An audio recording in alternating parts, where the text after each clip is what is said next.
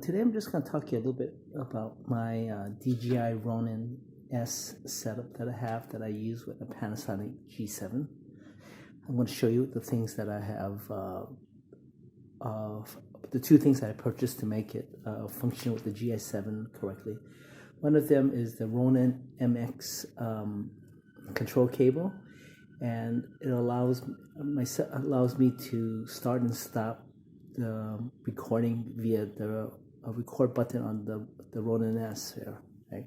So let me show you how that works. So you need to plug that in, and you plug it in on this side, okay? And the cable goes into the remote port on the G7, which is on this side.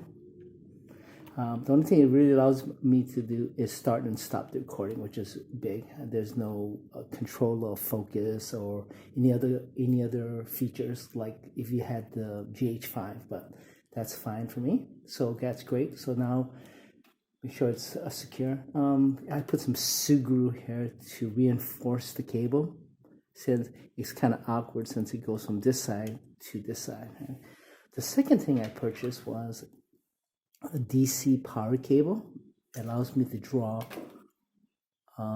12 volts from here, and then this thing reduces it down to like 7 volts, right?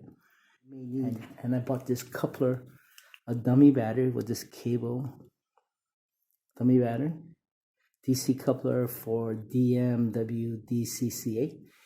And unfortunately, this side is 4.0, so I needed to purchase a 5.5 to 4.0 coupler. So plug that into here, and then you can fit it in here like this. But first, let me show you how that works on this. So let me just put the dummy coupler on the G7.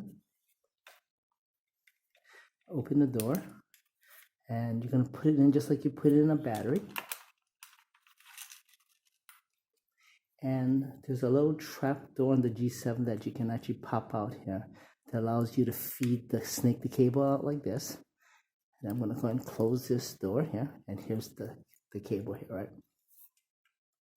Yeah, and then with the power cable here, I'm going to plug it into here.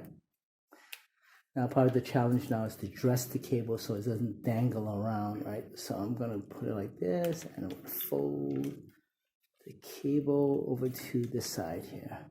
This cable, the power cable was $19. The other one was $19 also.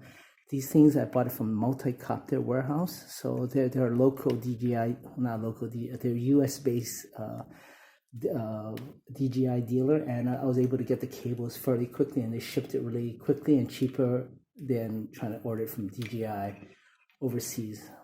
Okay, and here we go. So I'm just gonna roughly wrap some Velcro around the cable to dress it so it doesn't dangle around. So I'm gonna make it nicer later, but I'm just gonna go roughly good here.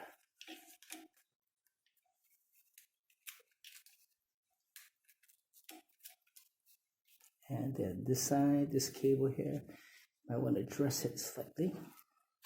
Even if it's not perfect, you can slide the camera over a little bit so it's perfectly balanced. Okay, here, so this is good enough. So okay, I'm going to go ahead and turn on the power to the unit. I'm going to turn on the power here. Okay. So it's nicely dressed here, the cable. Make sure it's firm here. Also, I put in some rubber bumpers here, the adhesive ones, so that if that unit ever was transferred, it doesn't hit the thing, see? And it hits here, right? And that's a good thing. So anyway, now I'm just going to power on the unit.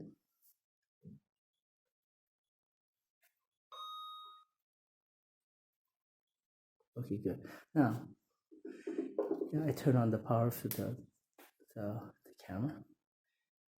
Okay, well, okay, so let me go ahead and adjust.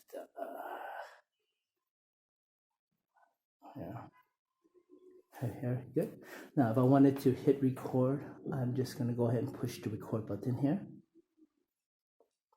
And there you go, and it's starting to record, right? So I'm going up and recording, and if I want to stop, I just push the red button again, and the recording is done. So push the recording to start,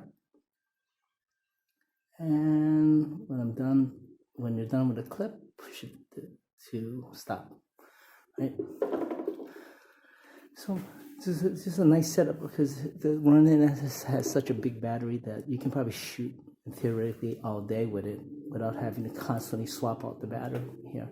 I'll put the link of the stuff that I purchased in the description, and see you later.